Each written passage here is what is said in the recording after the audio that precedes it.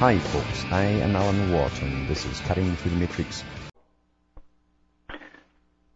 Bertrand Russell, Lord Bertrand Russell, was given royal assent to start up some of the first educational schools to go beyond what anybody had tried before because of legal reasons. And he did experiment with children in mixed schools, male and female, at a very young age. Many of them were actually coming in from orphanages. That way no one would really ask what was going on. And he did try to encourage pre-pubertal sexual contact between them before puberty, so that they would follow them then on for a few years to see if they could actually bond for any length of time with another member of the opposite sex. And they found very early on that it was hard for them to bond with a single person from then on. That's why the United Nations, big front for the New World Order, it's got a whole umbrella of fronts, of course, thousands of them, but it's the big front for it, because they keep track of everything and coordinate everything with all the other different groups that are involved and paid to be involved. The United Nations is pushing all this strange stuff like teaching children at kindergarten to masturbate in front of everybody else. And that's no kidding. That's no kidding. I read that the other night there. But that's what they meant by that. Not just telling them to masturbate, but it's to be like group masturbation. You see, for the new society. We're so enlightened now that all perversions have got a jump up on the old-fashioned ways of having morality and stuff like that and common sense. Because you must destroy all the old, ordo ab chaos, to bring in the new, all of the old. See? And all of the old morality are simply, let's say, vestiges and taboos of previous civilizations. It's drummed in to people who go into science today that there's nothing but science, and therefore whatever they decide in academia at the top, being all of the intelligentsia, as like to call themselves, they have the right to do so over the lessers. And out of that also came various philosophies about global sciences and socialism, and the planned society and the scientifically planned society, with a scientific elite running the show. That's what Lord Bertrand Russell was always on about. He belonged to think tanks that were planning not just a good part of the 20th century in his lifetime, but the century we're in today. In fact, he was the first guy in Britain to be given a royal charter to break all the rules against using children in experiments, and even when Pavlov was doing it, in fact, and he was promoting intergenerational sex in these experimental schools with the intention to see if they could break the bonding that would occur, if they could separate the sexual act from mental bonding, emotional bonding, because they didn't want families in the future for their planned society. The state was to be all-powerful. Therefore, the family had to be annihilated. Years ago, I've read articles, years ago, those in the Fabian societies, like H.G. Wells and other ones, and the Huxleys too, talked about the need to break down families and destroy them completely. And that has been pretty well accomplished. Bertrand Russell said that if they could get the children young enough, with scientific indoctrination, say from kindergarten, the parents would be unable to pass on their contaminated old ideas to the children, moralities, old contaminated moralities to the children. That's been pretty well successful. The state now gives them the culture, backed by the media and the entertainment industry, all working together. And I've talked to before where they said that if they could get children through experimentation, they knew this as far back as the 1920s and 30s, through special schools that were trying different things out. And they knew if they get children into pre-pubertal sex and sexual relationships, there's a good chance, they thought, that they would never bond with any one person and get married and have children. They just go from person to person.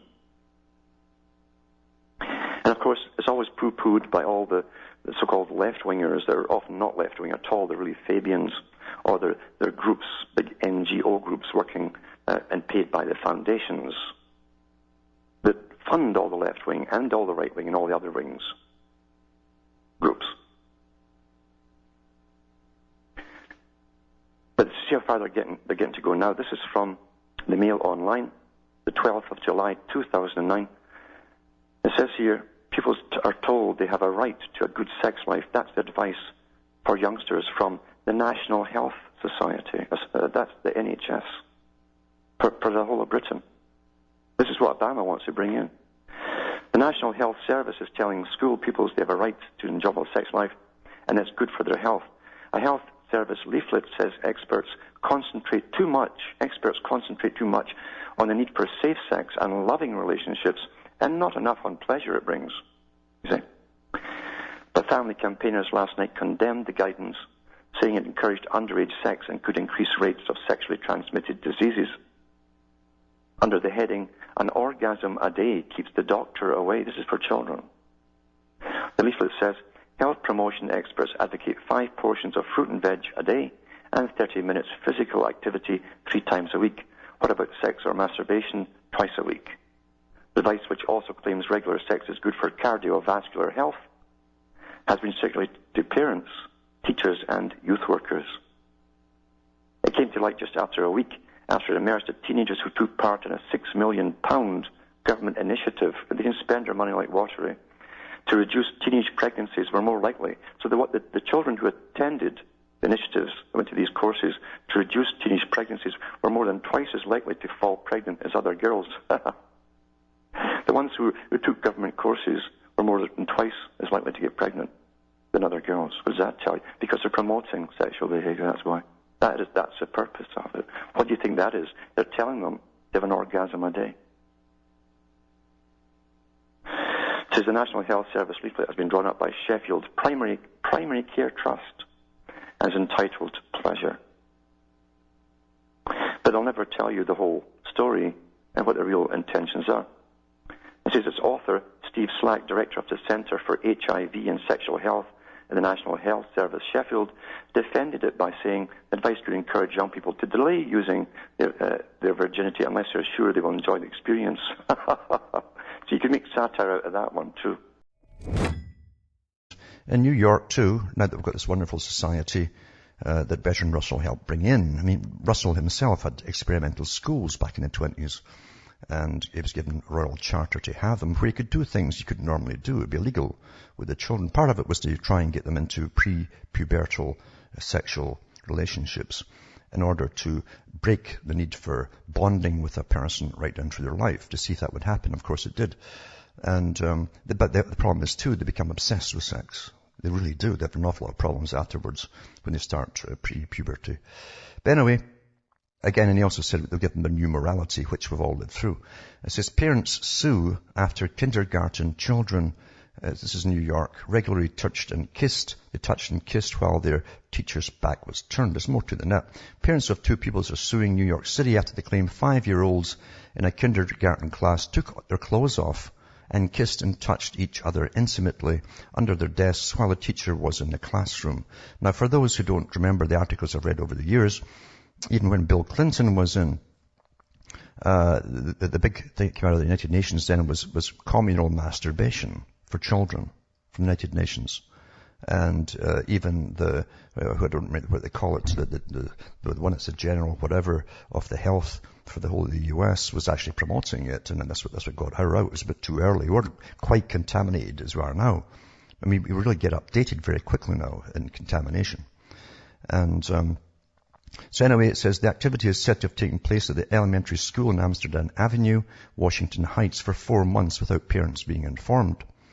It says 4 to 7 children were said to have been showing their body parts to each other and kissing and touching as the teacher had her back turned. Well, how long should it turn for me to strip off and all the rest of it, right? And she wouldn't hear that happening.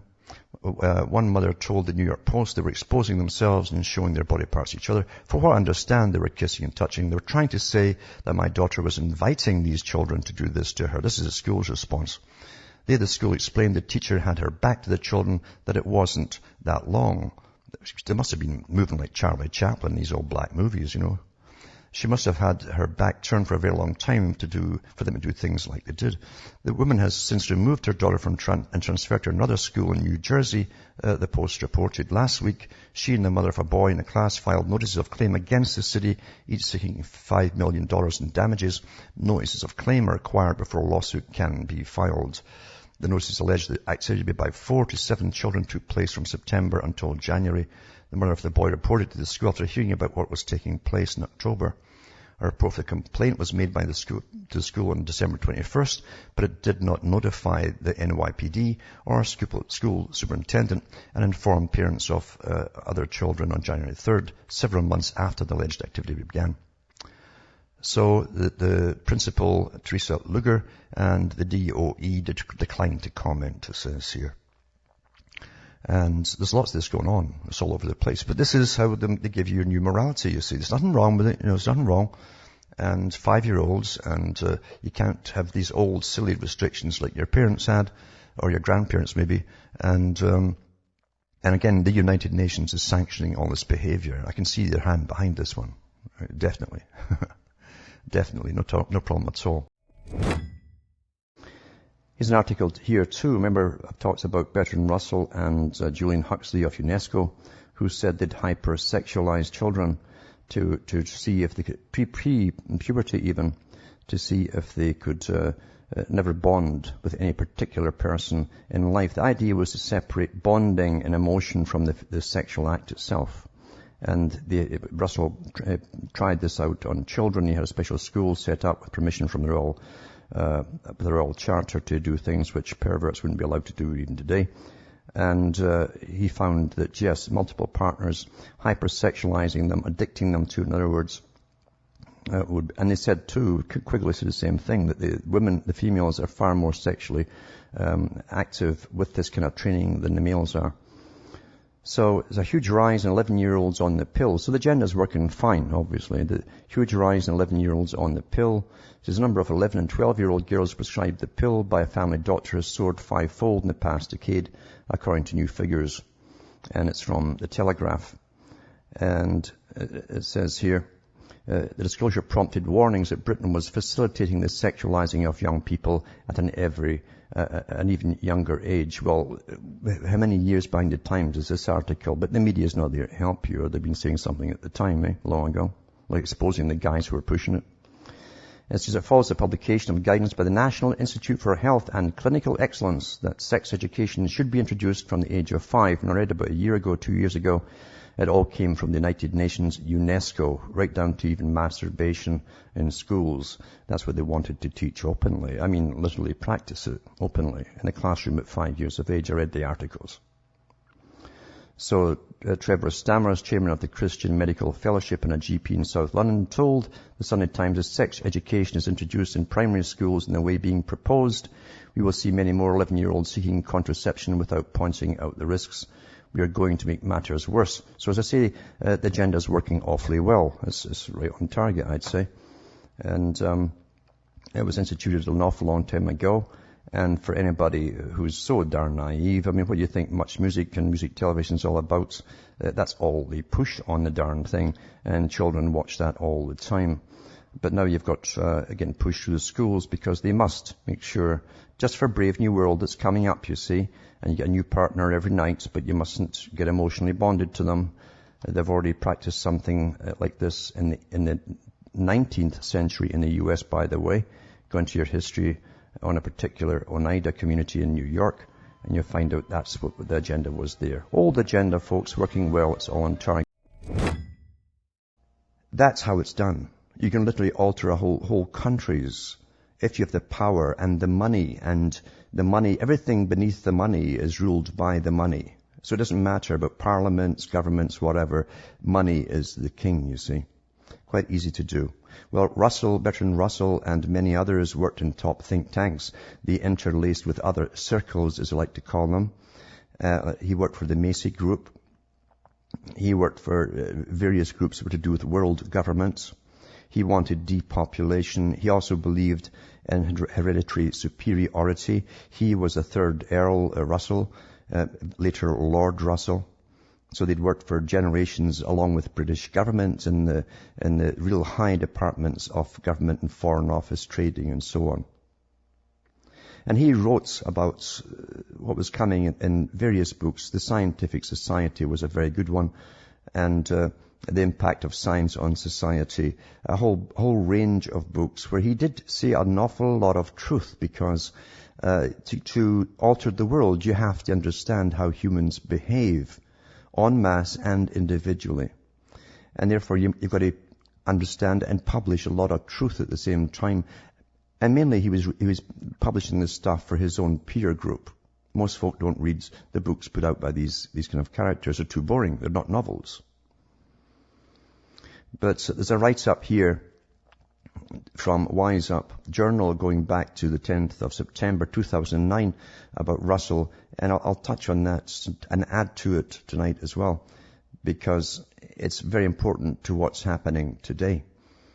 And he says here, the elitist Bertrand Russell III, Earl Russell, from 1872 to 1970, and he was active, by the way, right up until his death. He worked for MI5 during and after World War II. He also worked with the anti-war activists that were knocking down, the real radical group that knocked down fences at airports where military bases were in Britain. So he ran both sides for the bosses, because they do run both sides. And in one of the biographies, it's actually photographs of him heading what they called the Committee of 100. These were the radical groups that knocked down the fences and stormed the airports. He got a Nobel Prize, like all these crooks do, and he worked on education of young children. What he actually did, he was given permission to experiment with young children in special schools in all kinds of areas, including the sexual areas. And the idea was to see if they could overstimulate them sexually before they were in puberty, with the idea of breaking down permanent bonding with any particular partner down the road, because depopulation was one major theme throughout Russell and the groups that he worked with throughout their whole system of coming government. He also worked with the United Nations Educational, Scientific and Cultural Organization, UNESCO, along with Julian Huxley, the brother of Aldous Huxley. And they both worked on the same topics, the same formats, and again, excessive sexual hyperplay. See, any drive can be neuroticized and imprinted in the neuroticized fashion if it's started early enough. That goes for food, sex, everything. You see, that's why they really hit the children now with MTV, and they really have their age groups out there from 6, 7, 8, then the 8 to 12-year-olds and so on. They've got it down to fine art so that everyone emulates what they see. It says here, he's a highly respected man by the excessively rich dominant minority. He held views about the middle and lower classes that some might describe as inhumane and others as psychopathic. There's no doubt he was a psychopath, but his class tended to be. Inbred too, very inbred. His obsession studying human behavior to better utilize human resources did lead him to publishing insightful, if not troublesome, realities of human psychology. And as I say, they do give you a lot of truths about people. And you've got to understand this is how the rulers see the people, as he writes this. It says, the domesticated and dependent city citizen. See, once you're in a city, you are dependent on the system and the job and employment and, again, rental accommodation usually. It's artificial. You can't even grow your own food to survive generally in a city. It says the integration, this is from industry. The industry integration brought about by scientific technique. And technique is more than just putting nuts and bolts together. Scientific technique is about control and all the methods of controlling the humans. It says is much greater than in agriculture and more intimate. So once you're into the city system, it's easier to control you because it changes you. And here's how it changes you. One of the most obvious results of industrialism is that a much larger percentage of the population live in town than was formerly the case. The town dwellers are more social being. See, to get on together without killing each other when you're all squeezed together like that in a neuroticized fashion of hype and fear and envy and all the rest of it. And the fear comes from, again, sickness, losing your job, all that kind of stuff. So you're more social. Last night I talked about something called CAF, CAF, and the title of an article I read from the dailymail.co.uk by Aileen Fairweather was, has your child been CAF'd? You see. It goes into, it's called the Common Assessment Framework, and this came out from the European Union, and as a matter of fact, this whole idea. It's used all throughout Europe eventually, but in Britain, they've reinterpreted it apparently to give these social workers and cops and everyone else that has government approval and authority the right to go and interrogate children, very, very young children, and ask intimate questions about their sexual preferences and their sexual life and what's their family like at home, and are their parents basically politically correct?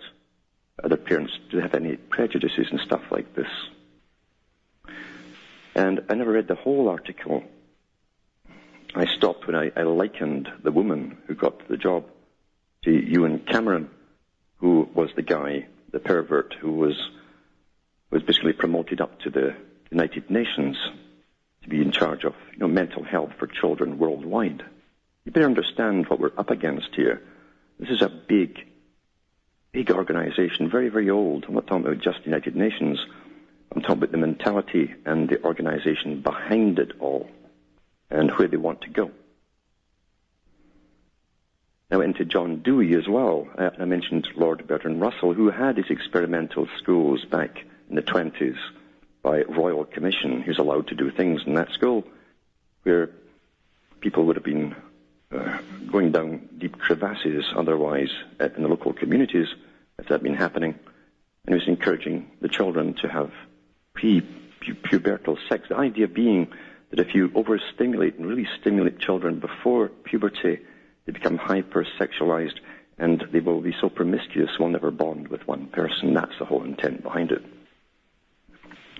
And that's been pretty well done, actually. It's all there. That's why the media has been used. The Hollywood systems, the television entertainment industry, and so on, has been put out there to promote it all.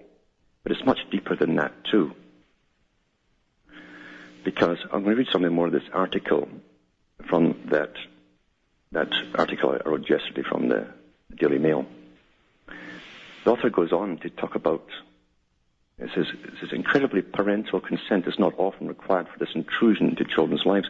Youngsters from the age of 12 are deemed mature enough to agree to being CAF'd, whatever their parents' objections, but campaigners stress that families should teach their children to say no. Submitting to CAF is currently at least voluntary, but it's going to be mandatory, you see. The government claims that the database will identify children at risk of poverty, abuse, or future criminality. I went into that too. They want to predict who's going to be a criminal. But since when did filling in endless forms release funds for frontline services rather than divert them? It says, by bizarre coincidence or not, this assault on treasured British innocence. The reason I'm reading this too, from Canada, through the US, to the world, is because, you see, this is a worldwide system. We are global. And this is to be used across the entire planet to make sure that everyone's brought up politically correct. You're adjusted and readjusted until you're politically correct, all through your childhood and through your adulthood.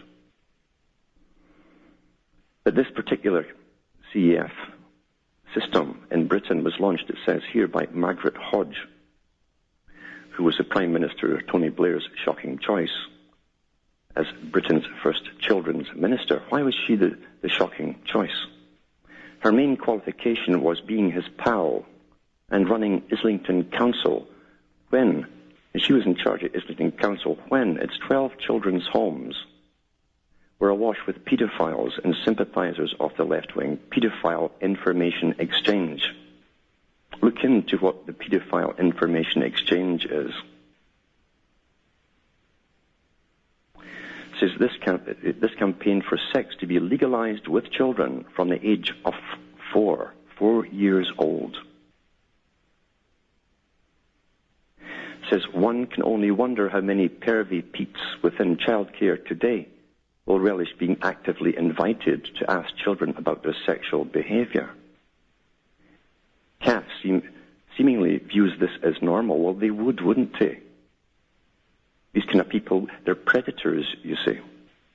The sleeping arrangements at home and how they feel about changes to their body, this is what they ask the children. These are the kinds of people who are asking the children.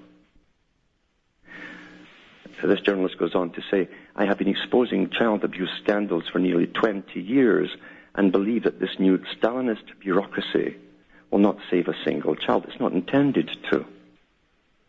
Many of the pedophiles I exposed in Hodges homes, this is the group Homes for Children, groomed children for eventual abuse through precisely such questions. This person knows her stuff here.